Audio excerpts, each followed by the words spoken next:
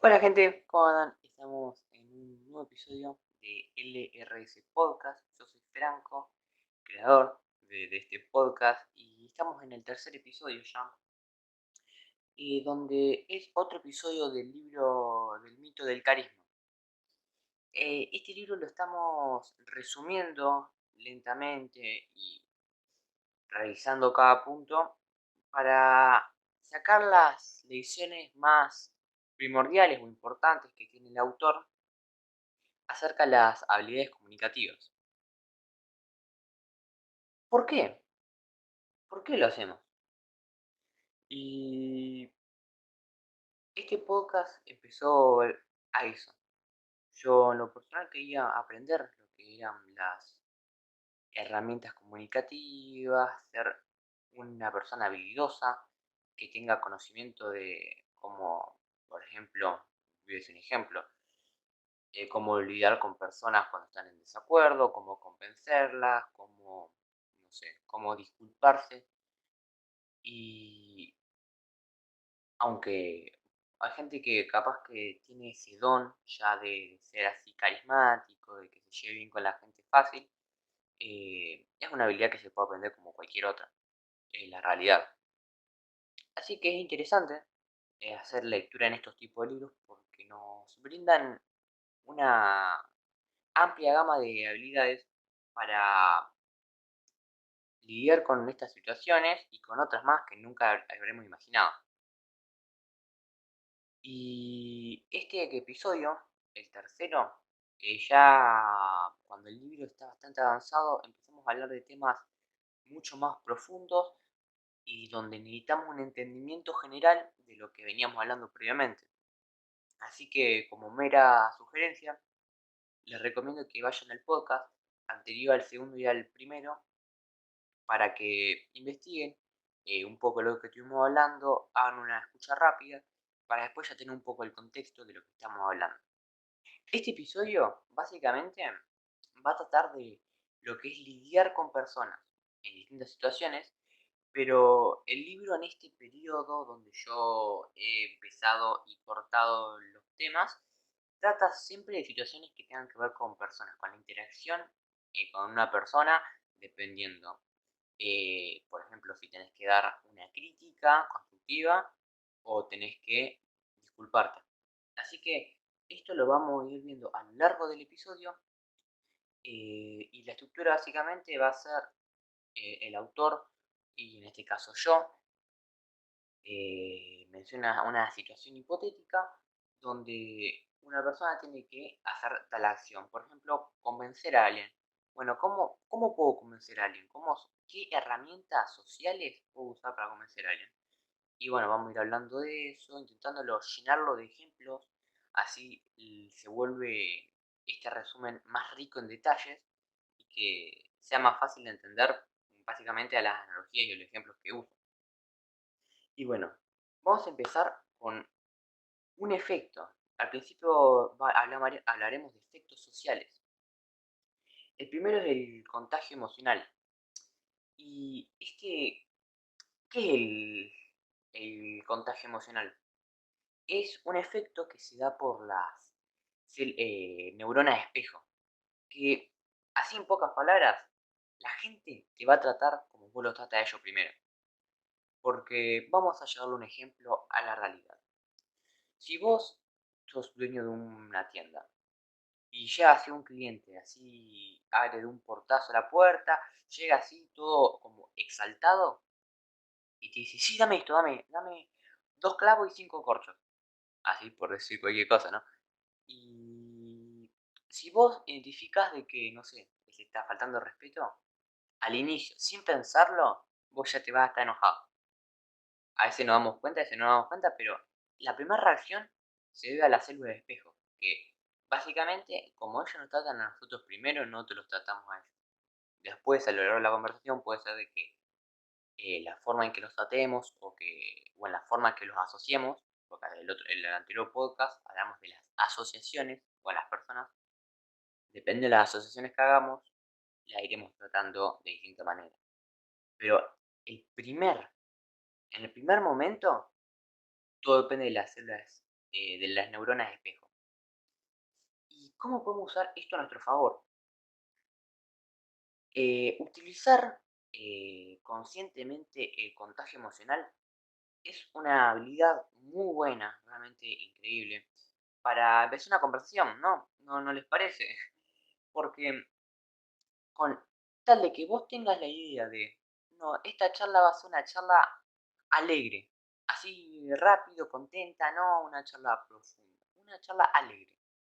Y vos llegas a la persona con una sonrisa y con así energético, decirle, no, me pasó esto el otro día, ya ahí estás dando un puntapié para que la conversación siga así. Obviamente tenés que ir eh, intentando que la conversación se mantenga en esos sentimientos, pero es un buen puntapié para empezar con la charla de esa manera.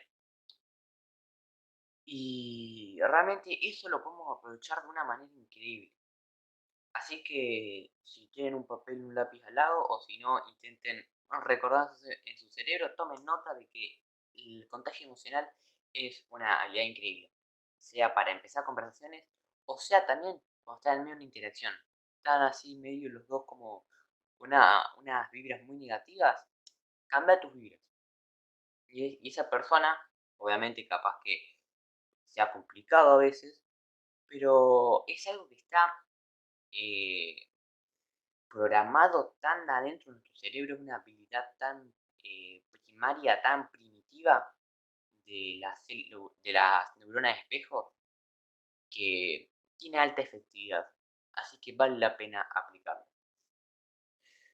Otro efecto social parecido es la resonancia límbica. No sé si está bien dicho en español, pero en inglés, traducido al inglés literal, es resonancia límbica. Que básicamente sería que la gente se tiende a abrir más con nosotros cuando vemos que somos parecidos a ellos. ¿Cómo podemos hacer ser parecidos a ellos? Bueno, por gustos, por, por cómo nos vemos, cómo nos vestimos. Pero eso es complicado si la persona, no conocemos a la persona. Y entonces nos ponemos a pensar, yo me pongo a pensar, ¿qué puedo ser una persona a los 2 minutos de conocerla? Y la clave está en los gestos. Ustedes intenten identificar uno, dos, tres incluso, gestos característicos de la persona, por ejemplo, que se acomode mucho el pelo o que mueva así nerviosamente la pierna. eh, Esos son dos gestos característicos de una persona, inténtenlo copiar. Van a ver cómo esa persona se va a abrir mucho más con ustedes y va a sentir como un sentimiento raro de seguridad o confianza hacia vos. Porque, ¿a qué viene todo esto? Viene a... Se remonta a los tiempos pasados donde el humano se vivía por tribus, donde estaba el humano y los animales que lo están a punto de matar y que tenían que luchar contra ellos los humanos para no ser cazados por ellos. Entonces, un humano prehistórico, si él veía que eras parecido a él, te metía en la tribu, te iba como de la misma tribu. Y bueno, esto es casi obvio. eh, Cuando vos a la misma tribu tenés un sentimiento como que de confianza, de decir, che, ven y yo te cuido. Es como el día de ahora, es como cuando Argentina ganó el mundial, todos los argentinos eran amigos, por más que te hayas peleado, eran amigos, se abrazaban, saltaban y celebraban porque habían ganado el mundial. Es eso ves cómo se traslada de una época a la otra, a la actualidad, siendo contextos totalmente distintos, pero en el tronco de la información es el mismo efecto. Así que usar la técnica de la resonancia límbica es importante cuando muchas veces una persona es tímida o cuando una persona es así cerrada. Una manera muy fácil de que se integre con vos es hacer esto, copiar uno de sus gestos para que sientan como que son de la misma tribu. Así que todo lo que pueden, o sea, aprovéchenlo porque realmente es una habilidad que pocos conocen, no son los tips básicos como estar siempre sonriendo, porque eso es básicamente, o sea, si uno se pone a pensar es como fácil de intuir. En cambio, estos efectos tienen un trasfondo científico que tenés que tener amplios conocimientos en lo que es eh, el comportamiento humano para conocer estos efectos. Así que es muy útil, gente que está escuchando este podcast, que aprovechen estos efectos, porque las personas van a sentirse muy gratificadas al hablar con ustedes y ustedes van a poder sacar más provecho de sus charlas o interacciones sociales. Lo que pasa a lo largo del libro es que vamos aprendiendo del lenguaje corporal y vamos aprendiendo. El anterior episodio habíamos hablado de, de- de cómo el lenguaje corporal podía depender de tu éxito o de la seguridad que tenías en el momento, de cómo llevar a cabo, o sea, cómo invocar sentimientos que vos querías convocar em, en base al lenguaje corporal. Y ahora lo que estamos viendo, intentamos rellenar ese lenguaje corporal para, dependiendo de las situaciones que tenemos que afrontar. Primero lo que estamos intentando hacer es tener un lenguaje corporal siempre positivo y que tenga en parte una presencia de los tres pilares bases del carisma. Vamos a remontarnos a los primeros episodios y recordarles de que los principales pilares del carisma son la presencia, el poder y la calidez. Así que cuando nos referimos a tener un buen lenguaje corporal,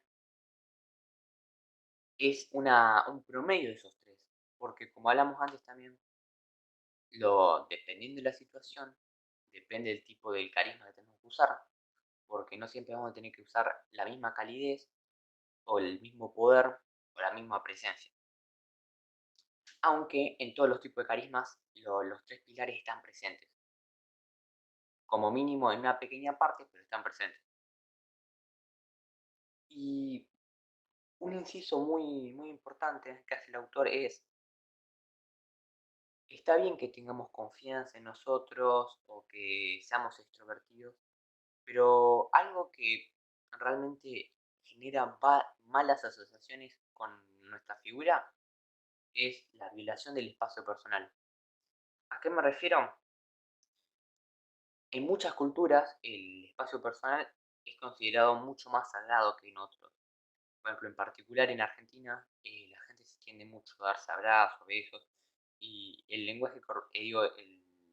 espacio personal tiende a ser menor o menos respetado, menos endiosado. En cambio, no tengo mucho conocimiento porque no he vivido ahí, no he compartido, pero he visto en muchos blogs o documentales de que más que nada la cultura asiática tiene un gran respeto a lo que es el espacio personal. Así que para no tener estos inconvenientes o estos problemas invadiendo el espacio personal, siempre intentar mantener una distancia considerable con una persona, no de 2 metros, pero al menos unos, no sé, 30 centímetros, 20 centímetros, o cuando vos veas que una persona está un tanto incómoda, alejate un poco o achica el tamaño de tus gestos, porque hay mucha gente que mueve las manos de una manera muy amplia y capaz que eso hace que ocupen un montón de espacio y, y lo único que genera es que tengas malas asociaciones con tu persona. Y si queremos conseguir un gran carisma, es lo que tenemos que evitar, tener malas asociaciones con nosotros. ¿Y, y cómo podemos refinar? Porque lo que estamos hablando, ¿cómo podemos refinar nuestro lenguaje corporal? Si nos centramos básicamente en dos partes del cuerpo que tenemos que ser 100% conscientes de en qué estado están y cómo se muestran son los ojos y el cuerpo. Primero porque los ojos es, tienen una cantidad enorme de músculos a su alrededor y son capaces de expresar un montón de emociones. Por ejemplo, cuando uno está enojado y le dicen, no sé, sonreír para una foto, es obvio que uno no está feliz. ¿Y cómo nos damos cuenta de eso? Por los ojos. Porque normalmente los ojos están así decaídos mientras el otro está haciendo una sonrisa. Y cuando uno está feliz, ¿qué hace? Está sonriendo y con los ojos así, con energía, energizados, con las cejas para arriba.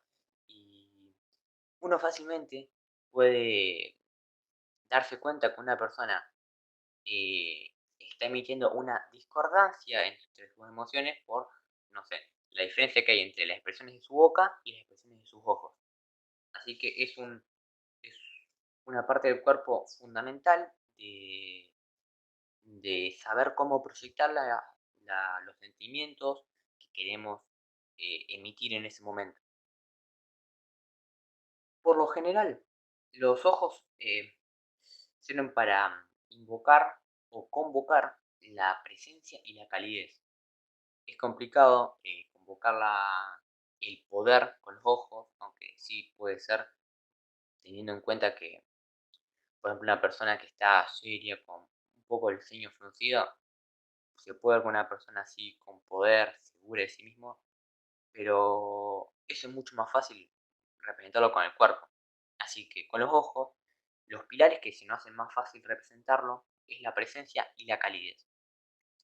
La presencia se logra mirando a los ojos cuando una persona te está hablando, mirarlo profundo y decirle, solo con la mirada te estoy escuchando el 100% de lo que está diciendo y mi atención está solo enfocada a vos. Una presencia exagerada puede un poco incomodar, así que no se lo tomen literal a lo que les estoy explicando. Así que cuando están hablando con una persona, primero enfóquense en que sus ojos miren a la persona y esa persona esté siendo clavada con su presencia. Obviamente, como dijimos antes, no en exceso, pero tener en cuenta que una buena presencia es el pilar básico para construir un buen carisma. Y luego se puede convocar la calidez con los ojos. No solo tenerlos fijos a un punto, así como si esperás concentrado en eso y la vida te fuera en ello. También con un poco no entrecerrados, pero no al 100% abiertos, un poco cerrados y imaginando que estás sonriendo, ¿viste? Cuando vos estás realmente feliz, que los ojos te estallan de alegría. Imaginar eso, pensar en cosas alegres puede ser una forma muy fácil de convocar la calidez. Y podemos usar este método para convocar la calidez imaginando cosas felices. Por ejemplo, me acuerdo cuando gané un torneo de, no sé, de básquet y me acuerdo que lo celebramos con todo y vos estás ahí, y la persona te está hablando, obviamente enfocándote en lo que te está diciendo, y con los ojos que te estallan de felicidad. Y la combinación perfecta de presencia y calidez puede hacer de que tus ojos sean de una persona de alta carisma. Y uno tiene que saber cómo convocar estos dos pilares. Primero, la presencia, enfocándote en la persona. Y segundo, la calidez, más que nada mirando, recordando momentos felices o alegres de tu vida. Luego tenemos el cuerpo. ¿Y cómo se nos recomienda tener el cuerpo? Primero, pensemos, ¿qué pilares tenemos que convocar? Ya convocamos la presencia y la calidez. Así que nos falta el poder. Y esta frase la subrayé y la escribo ahora, y se los voy a recitar ahora, es porque me encantó. Es que ustedes tienen que ser el gorila grande. Si quieren transmitir poder, tienen que ser el gorila grande. ¿A qué se refiere el autor? Les explico. Están hablando del cuerpo, de cómo hacer de que convoque el pilar del poder. Y cómo lo podemos hacer realmente. Y haciéndonos como que somos unos gorilas, los machos alfa de la tribu, inflar el pecho y ocupar el mayor espacio posible. Obviamente no violar el espacio personal de la gente, pero ocupar un espacio grande. Inflar el pecho, el hombro para atrás, el mentón para arriba, estar seguro. Porque ¿qué hablamos? La confianza es igual a poder. No en todo, no al 100%, pero una parte del poder es la confianza. Por eso, ocupa el espacio que vos tengas que ocupar, inflando tu pecho, los hombros para atrás, hacete grande y vas a ver de que la gente te ve como una persona segura, extrovertida, con poder y todo. Así que, básicamente, vos tenés que imaginarte que sos el dueño de la calle. Porque, por ejemplo, hagan este experimento que se hizo en una universidad, no recuerdo el nombre, creo que es el... No estaré recordando el nombre específico de la universidad, pero un profesor que daba una especie de clase, que era de comunicación, le dijo a los alumnos, vayan al campus y caminen. Tienen que hacer que 3 personas se aparten de su camino, tipo que estén caminando hacia ellos y se tengan que apartar porque se tengan que apartar. ¿Y cómo se puede hacer eso? Y haciéndote el grande como que no te vas a mover vos, como que sos una pared inamovible y ellos o se mueven ellos o se chocan. Así que este tipo de lenguaje corporal es bastante útil a la hora de invocar este tipo de sentimiento que es el poder, porque nos hace ver como una persona grande, poderosa, segura, confiada y nada, realmente es muy útil. ¿Y por qué solamente tener en cuenta estas dos cosas? ¿Por qué realmente sí? O sea, porque si vos te pones a pensar, el cuerpo tiene millones de partes, tiene las manos, los codos, los brazos, las piernas. ¿Por qué solo hablamos de dos partes del cuerpo? Y hablamos del cuerpo en general, generalizando todo el cuerpo. Porque sería bastante abrumador hablar de cada parte del cuerpo, cómo uno puede proyectar con cada parte del cuerpo con las manos, cómo puede proyectar confianza, cómo puede proyectar con, no sé, el movimiento de la cabeza, calidez o presencia. Sería muy abrumador para gente que está aprendiendo estas habilidades desde cero. Así que se tiende a generalizar entre los ojos y el cuerpo. Porque encima además, pónganse a pensar, hablamos de los 3 pilares. Hablamos de los 3 pilares y los 3 pilares con un buen uso de los ojos y del cuerpo, fácilmente estaremos cubriendo los 3 pilares principales. Una persona que, o sea, yo pueden hacer este ejemplo en la oficina o en la escuela o en el lugar donde conozcan gente y se vean con gente, hagan esto, intenten aplicar los métodos que le di para tener unos ojos carismáticos y un cuerpo carismático con poder y van a ver que obviamente en el primer día no se no van a recibir este feedback, pero capaz que a la semana o a las 2 semanas o al mes, la gente lo va a decir, che, este parece el líder, este parece la persona con más poder, la persona con más confianza. ¿Por qué? Porque además de que nosotros con el cuerpo generamos una asociación instantánea, estamos transformando también, construyendo una reputación de cómo somos nosotros. Porque si vos vas con los hombros para abajo, durante un mes, este tipo es tímido, es introvertido, no le gusta mucho hablar, es inseguro. Y después, remontar eso, o sea, cambiar la reputación que tenés, tiende a ser complicado. ¿Por qué? Porque hablamos la otra vez de las primeras impresiones. Las primeras impresiones son muy complicadas de cambiar porque están profundamente conectadas a nuestro cerebro y una vez que el cerebro ya estableció algo, le es más fácil probarse como correcto que probarse como incorrecto. Además que es un gasto de energía mucho más grande probarse como incorrecto porque también tienes que encontrar otra verdad, otra teoría en la que supuestamente tenga razón. Así que es muy importante trabajar en el lenguaje corporal para construir una reputación de personas seguras, personas que te escuchan, personas que son buenas hablando, que son buenas escuchando y que son las personas cálidas que te sentís bienvenido siempre que tenés un problema para contarles. Y ahora pasamos a un inciso que quiero hacer personal, que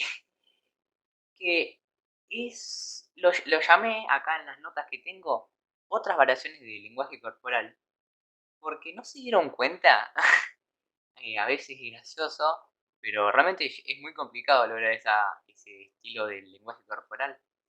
Ese lenguaje corporal que muestran las personas de la realeza o las personas de tipo de la high society, la sociedad alta, que le puse postura real, que están así quietos, que parecen literalmente unas estatuas.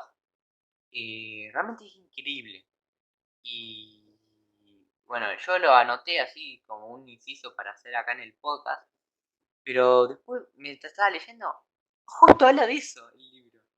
Y bueno, dice de que mayormente los problemas para lograr esta postura y este lenguaje corporal son asentir demasiado y también lo que es la verbal reassurance, que serían el exceso de frases innecesarias, realmente, como por ejemplo, tienes razón, el ajá o el ujú, que son todas expresiones verbales que la usamos para sentir, para estar bien con nosotros mismos y decir, no, no estoy quedando callado, estoy quedando como que estoy prestando atención. Además de otros malos hábitos como esos hábitos, por ejemplo, o de mover mucho la pierna, o de jugar con tus dedos, o comerte las uñas, que son pura y exclusivamente hábitos de la ansiedad. Y esos serían los tres problemas básicos de este tipo de lenguaje corporal. ¿Y cómo lo podemos solucionar? Sería teniendo un increíble estudio de autoconciencia. ¿A qué me refiero? Grábense en su habitación o donde sea hablando de algo por 5 minutos, 5 o 10 minutos, como si estuvieran dando una exposición oral, pero no así duro, como si estuvieran hablando con un amigo. Tipo, hablan de un tema cualquiera, como tranquilos. Y van a ver de que van a identificar un montón de estos tipos que yo dije. Por ejemplo, si miran exclusivamente en su voz, puede ser que muchas veces digan "mm", o, o digas o digas otras frases como, o sea, no estoy seguro de qué frase puede hacer, pero digas frases como para rellenar los huecos de silencio. Esto en específicamente me ocurría mucho a mí en el primer episodio y seguramente me ocurra en el segundo y en el tercero, que el tercero que estoy grabando ahora, porque estoy intentando mejorar a la par de que yo le estoy intentando enseñar a ustedes y dándole los mejores consejos que leí en los libros, estoy también en mi camino de formarme como buen comunicador. Así que no soy un comunicador al 100%. Y nada, una experiencia, una experiencia muy rara fue cuando el primer episodio que lo tuve que editar y nada, estaba ahí pasando por la grabación y me daba mucha bronca escucharme hablar porque eh, todo el tiempo se escuchaba, de fondo no se escuchaba nunca silencio, se escuchaba siempre, bueno, y estos son los pilares de carisma. Y se escuchaba siempre el mío de que no sabía qué decir. O sea, sí sabía qué decir porque tenía en las notas, tenía todo, pero no sabía a veces cómo conectarlo así con facilidad o que sea más ameno la conexión que haga entre dos temas distintos. Y es muy gracioso porque si vos te vas a pensar, ese podcast dura 50 minutos y habré estado 5% del podcast diciendo frases para rellenar el silencio. Y justamente lo que yo estaba intentando hacer, que era rellenar el silencio, es lo que no recomienda que hagamos el autor. Dice que dejar entre tanto silencio o espacio donde o te quedas quieto o estás callado, indica que sos una persona con confianza y que estás seguro de que nadie te va a interrumpir. Eso también hace que si vos estás dando una charla para un público más grande, de que le des tiempo al espectador a procesar lo que acabas de decir. Y también sirve para hacer una pausa estratégica para tu voz.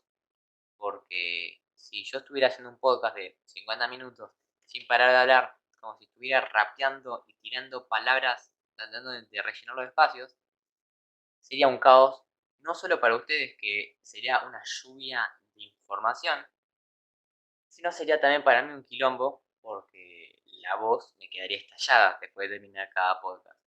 Así que es importante, cada tanto, un espacio, un break de 2 3 segundos, donde dependiendo del público lo utilicemos para aliviar la garganta, dejar que procesen la información o también mostrar el poder o la confianza de que no te van a interrumpir.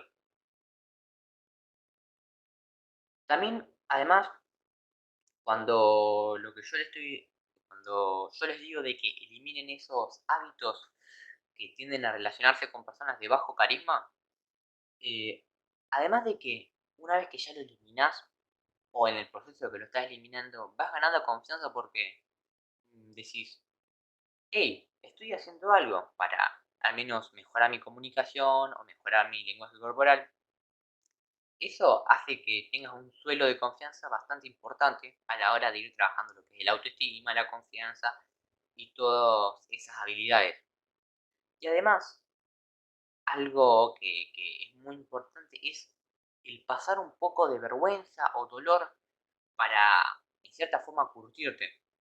A lo que me refiero es que filmarte y escucharte tu propia voz puede ser doloroso.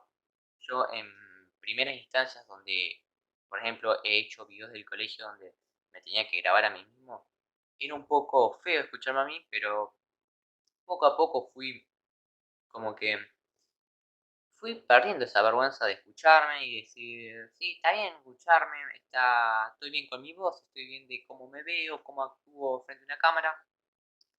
Así que ya es como que perdí esa vergüenza.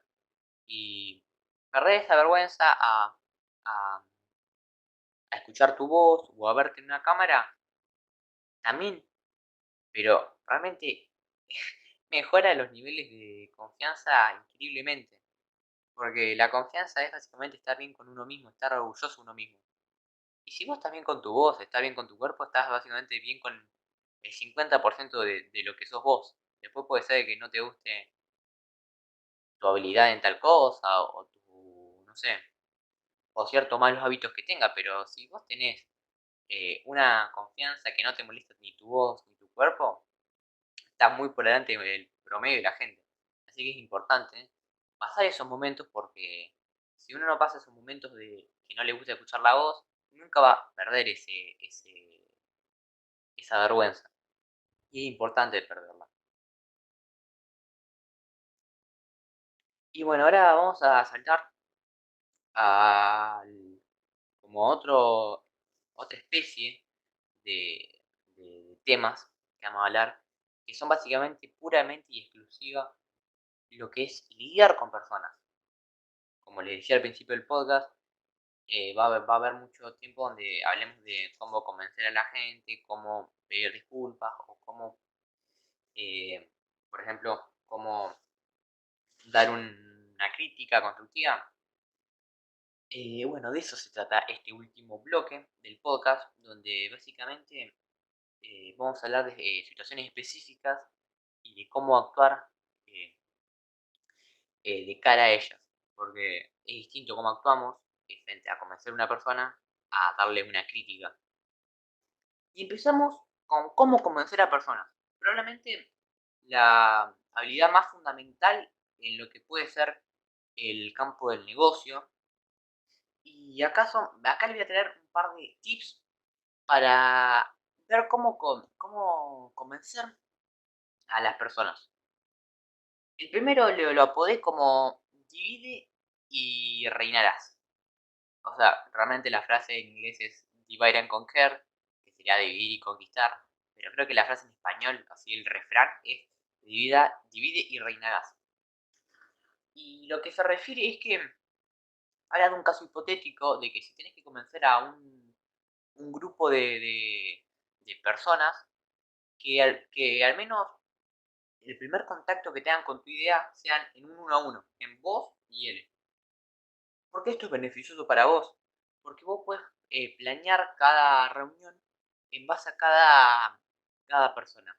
Obviamente que no las conoces, pero como dijimos antes, vos al solo tener una foto de ellos, o quizás ya los conoces, son compañeros de trabajo, eh, o también viendo una foto de cómo se visten, o viendo charlas de ellos, viendo cómo hablan, puedes tener una idea de cómo son. Así que uno puede planear las meetings en base a cada persona. Y esto es clave porque si vos planeas una reunión para las 10 personas que tenés que comenzar a la vez, va a ser muy complicado porque un argumento en contra que tengan contra tu idea, quizás el resto de personas lo entiendan y van a tener ese mismo argumento en contra vos. Y lo que nosotros necesitamos es que, primero, intentar no tener argumentos en contra. Y en el caso que hayan, porque es muy posible que hayan, intentar de que esa idea de argumento en contra no se propague por el resto del grupo, así tu idea va a ser aceptada mucho más fácil. En el caso de que haya un argumento en contra, se van a ir discutiendo. Eso básicamente es saber discutir y argumentar tus opiniones. Pero lo que básicamente el tip general es divide y reinarás. ¿Qué se refiere? Si tienes que convencer a mucha gente, hacer cada meeting o organizar cada reunión uno a uno para que tengan un vistazo previo de tu idea y ya la puedan digerir con vos y vos puedas tener la mejor reunión posible, teniendo en cuenta la persona a quien lo vas a presentar. Segundo tip es hacer de que ellos racionalicen a tu favor. En el libro hablaba de una experiencia de Benjamin Franklin, de que en uno de sus mayores enemigos políticos, eh, lo veía él no solo como un oponente político, sino como un enemigo como persona.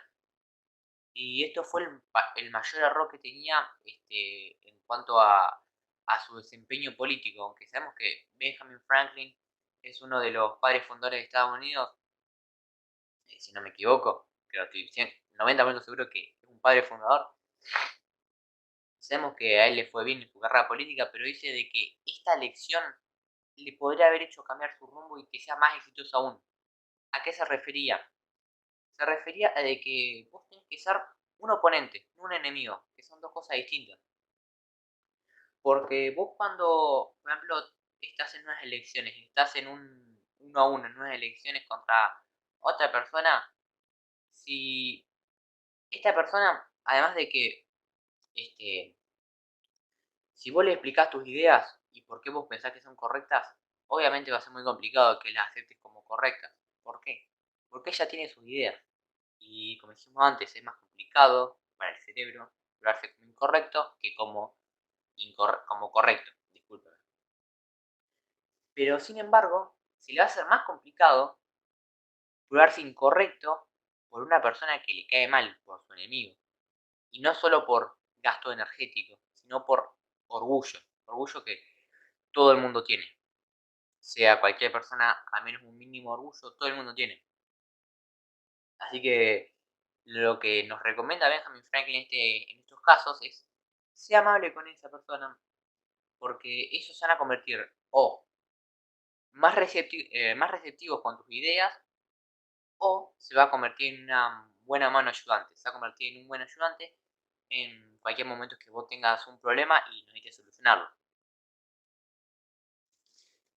¿Y por qué es importante convencer a las personas con estos tips?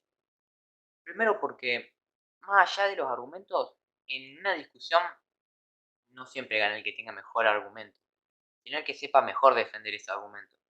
Eso se lo puede comprobar cualquier persona de que haya tenido una discusión en el colegio o en su oficina o con sus hermanos. No siempre el mejor argumento gana. Primero gana el argumento mejor expuesto. Y cuando la discusión no hay como una entidad suprema que vaya a definir cuál es el resultado del debate, y el debate es solo entre una persona y la otra, y la otra persona no tiene pensado cambiar su idea, es importante hacer de que esa persona sea más receptiva con vos, como decíamos antes. Si es más receptiva con vos, será mucho más fácil de cambiar sus ideales y en lo consecuente tendremos muchas más chances de poder llegar a convencerla de nuestros ideales. Es muy importante no solo saber para qué sirven y también sino aplicarlos, porque como dijimos antes, convencer a personas te puede convertir en un buen hombre de negocios y saber las habilidades que estamos compartiendo ahora se va a ser un gran comunicador porque no solo se puede llevar al plano de los negocios, sino se puede llevar al plano de las relaciones amistosas o las relaciones de la familia. Después, como segundo situación hipotética, tenemos dando malas noticias. Y esto es un momento, probablemente para muchas personas, que es horrible en su vida.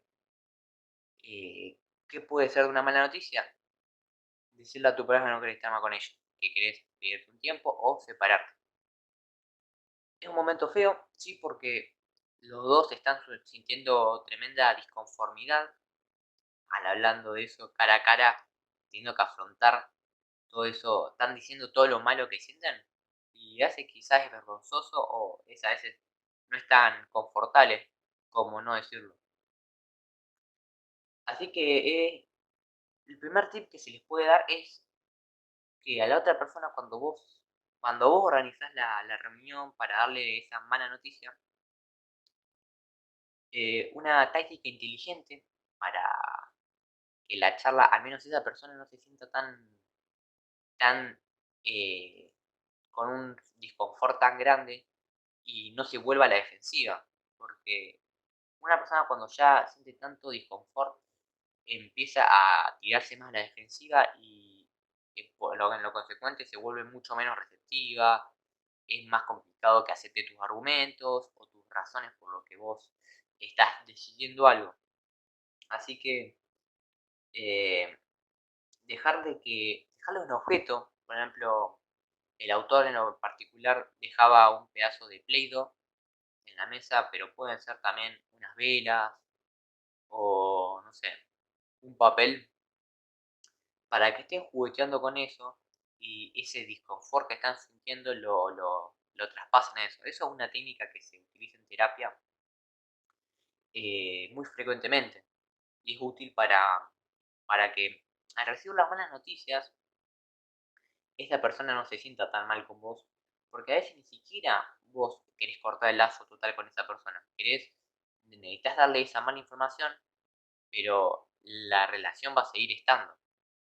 Y si esa persona vos le dejás la situación donde se va a sentir lo más incómoda, va a generar una muy mala, realmente una pésima asociación con vos y capaz hasta como mucha gente que asocia el disconfort con los traumas, hasta quizás se corte el lazo porque no te va a poder ver de esa vergüenza de que se va a sentir hacia vos por el disconfort que pasó en ese momento.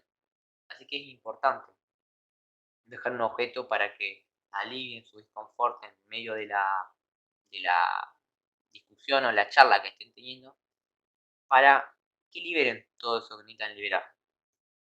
También es importante pensar el, el lugar y el horario donde se va a hacer la charla.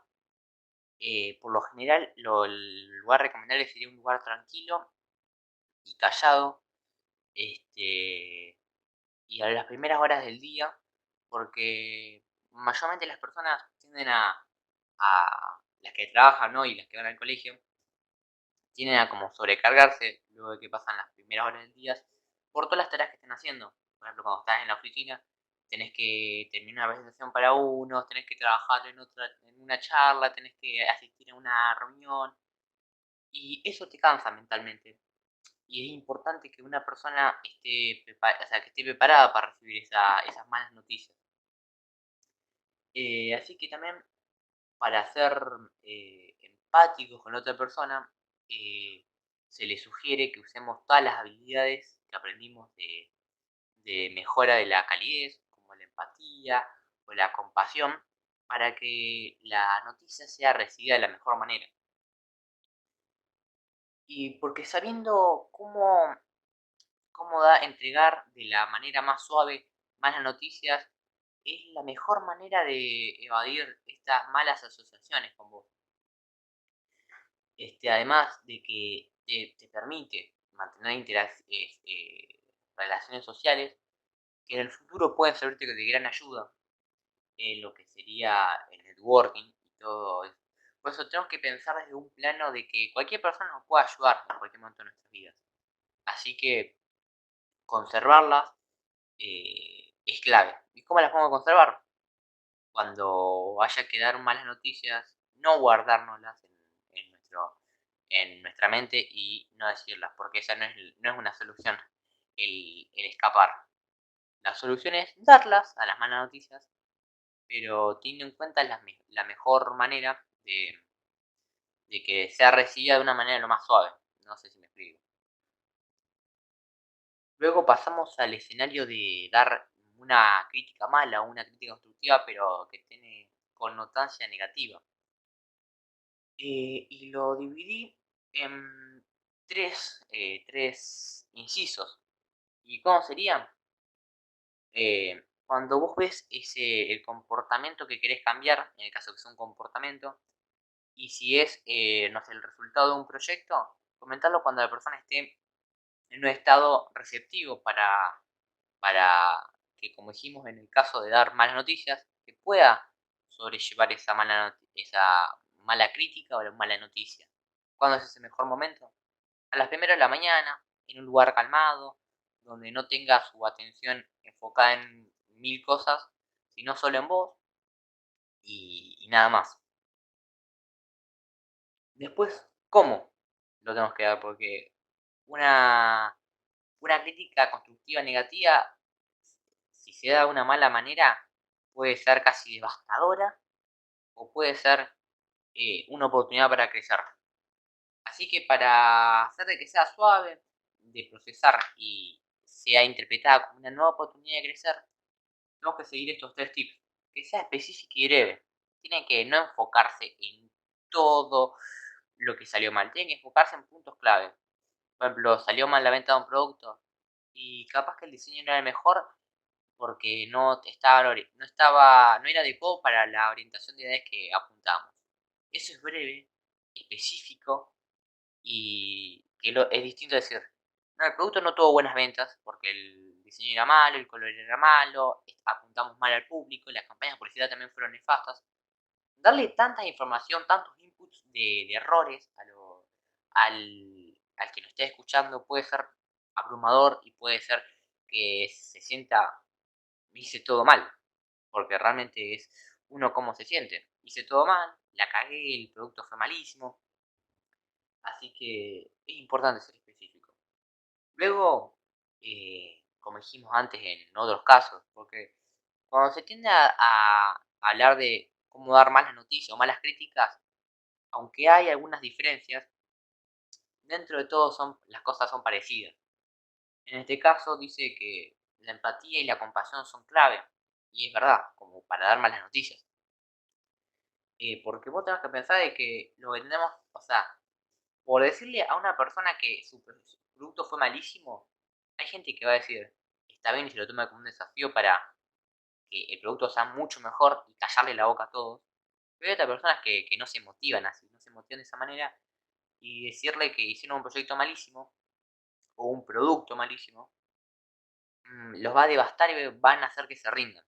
Y no va en que sean débiles o no, van en cómo cada uno toma las críticas y las malas noticias. Así que tener empatía y compasión es clave para, porque uno capaz que a veces no sabe cómo se lo puede llegar a tomar una persona. Y por último es de despersonalizar la crítica. Por ejemplo, si estamos hablando, este es un buen ejemplo que se me ocurre, cuando vos le decís a tu amigo, che, sos muy enojón, te veo que siempre te enojas mucho, en vez de decirle, veo que vos te enojas mucho, decirle,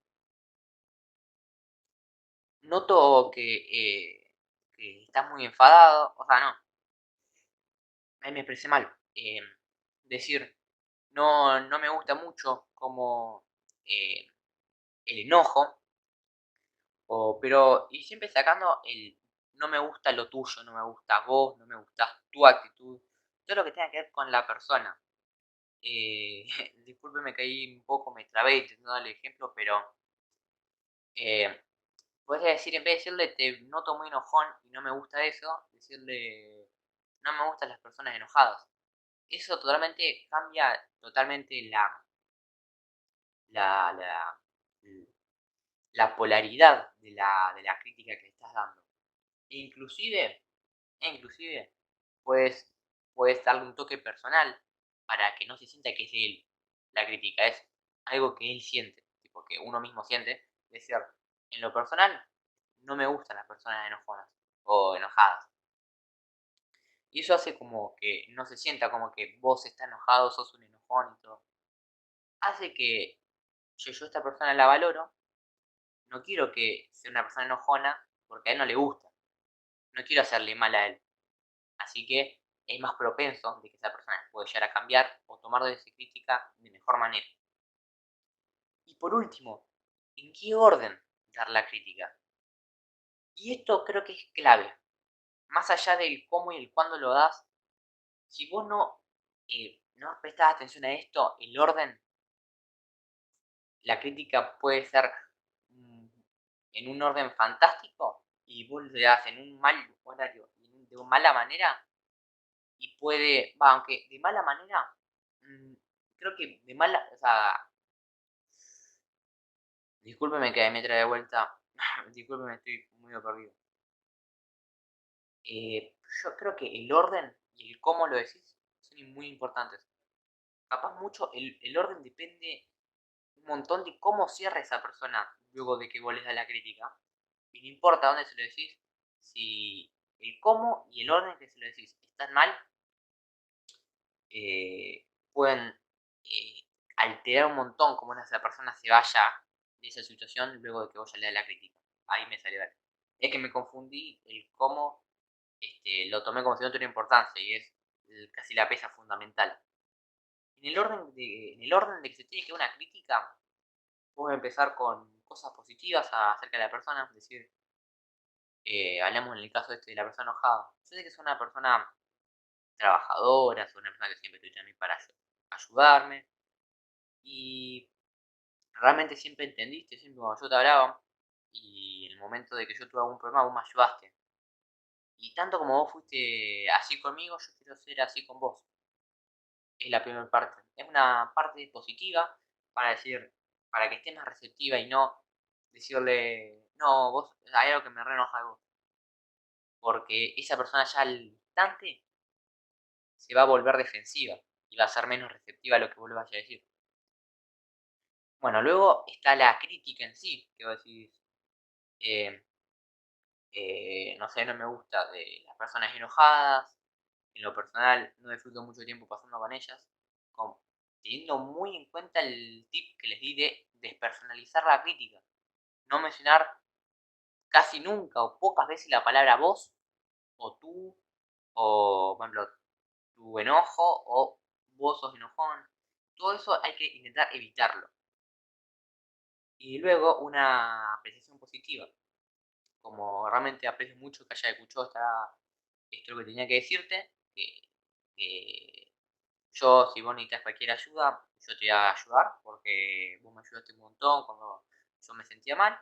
Y si vos tenés algún problema en intentar solucionarlo, decime que yo voy a estar para vos.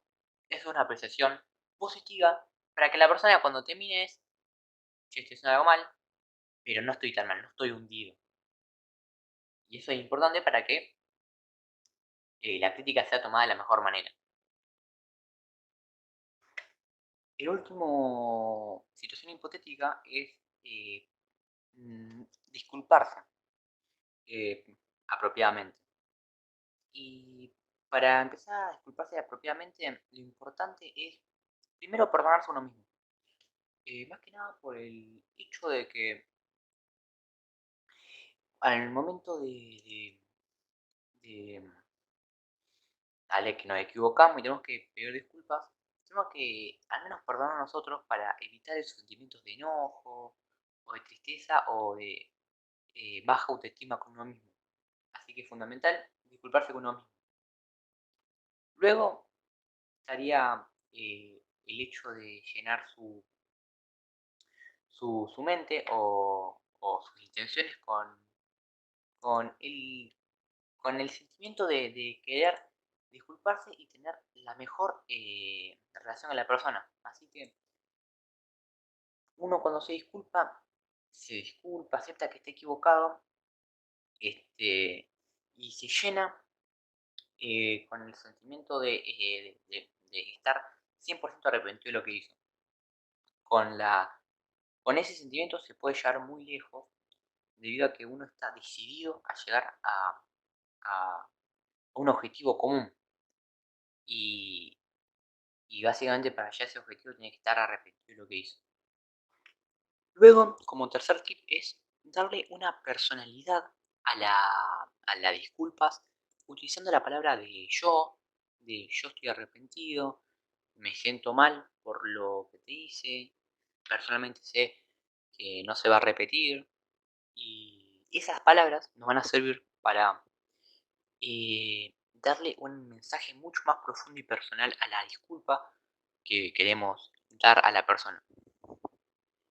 Como cuarto y último tip está al final de cuando uno da sus disculpas, dejar un espacio para que la otra persona tenga tiempo para expresar cómo se sintió y que hable acerca de cómo se siente el momento, porque eso, además de permitirnos a nosotros disculparnos, esa persona va a poder sentir la confianza de hablar de sus sentimientos y eso en cierta parte es un buen reforzador de la amistad o de la relación social que tengamos.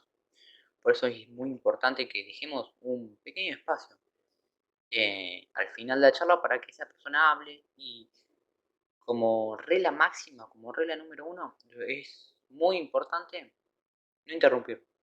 No interrumpir es clave porque cuando uno le interrumpe, esa persona se va a sentir despreciada y justamente es lo que menos queremos. Nosotros lo que queremos es que se sienta escuchada y que es un momento para hablar, descargarse de todo lo que quiere decir. Y por último, ¿por qué aprendemos a disculparnos correctamente? Porque todos nos equivocamos, es básicamente la razón principal. Y si sabemos arreglar esos errores con unas disculpas, primero vamos a ser considerados como unas personas de una palabra fuerte, una palabra cumplidora. Y además, este, nos rescata un montón de situaciones, no, discúlpeme, de relaciones sociales, que como dijimos antes, cierto tipo de relaciones sociales nos pueden servir, nos pueden ayudar en algún proyecto o en cualquier otra cosa. Bueno, eso fue todo por hoy. Espero que les haya gustado el episodio. Habrá sido 10 minutos más largo que el anterior, creo, porque casi nos tenemos a la hora. Personalmente creo que es un podcast bastante profundo y sería complicado escucharlo sin haber escuchado los anteriores, pero nada, estoy contento con el desarrollo de esta miniserie, que sería el resumen de el libro de Olivia Fox Cabane, que era El mito del carisma. Y al menos a mí en lo personal me está dando unas enseñanzas claves que poco a poco voy poniendo en práctica en el día a día y me sirven para, para mejorar mis habilidades comunicativas, que si vamos, ese es el propósito. El propósito es construir unas buenas habilidades comunicativas para tener el mejor desempeño en las interacciones sociales, sea para negocios, sea para otra cosa. Dentro de algunas semanas estaré subiendo el siguiente episodio, donde seguramente ya estaremos sí, terminando el libro. Sé que la anterior vez dije que íbamos a terminar el libro, pero no puedo terminar porque cuando estaba leyendo vi que los capítulos que estaba leyendo en sí eran como un gran bloque y los capítulos que están siguiendo son de otro tema totalmente distinto. Y creo que me pareció mucho más fácil cerrar, cerrar los temas del tercer episodio de acá, que tenían todos que ver una similitud, que era tratar con personas. Después lo que sigue es preparar un speech, un discurso, intentando que sea lo más carismático posible, cómo prepararse para una charla, siendo ese, creo que el primer capítulo después de este episodio. Y nada, espero que les guste. Ya saben, tengo Instagram, TikTok, y voy a subir los clips a YouTube también. Y nada, ahí subo contenido diario de los clips que voy subiendo por, los, por los podcasts. Si ustedes ya igual vieron el episodio, no hace falta que lo vean porque básicamente ya lo van a saber lo que estoy diciendo. Pero nada, eso es todo por hoy. Espero que disfruten este podcast, lo compartan con las personas que piensen que les va a interesar. Y, y para cerrar, eh, aprecio mucho a la gente que esté escuchando, dando like a los clips de TikTok, porque básicamente el objetivo de este podcast es hacer que tanto yo como ustedes trabajemos ciertas habilidades. Estamos en una temporada del podcast donde estamos hablando y aprendiendo puramente acerca de habilidades sociales. Y esta temporada va a durar a lo largo de lo que yo crea correspondiente. Ya va a haber un punto donde haya pocos cosas que aprendemos que leamos libros y relacionemos todos los temas con otros libros. Ese momento va a ser cuando cambie de temporada el canal y va a tratarse de otro tema. Puede ser disciplina, ética de trabajo, meditación, cualquier otra cosa.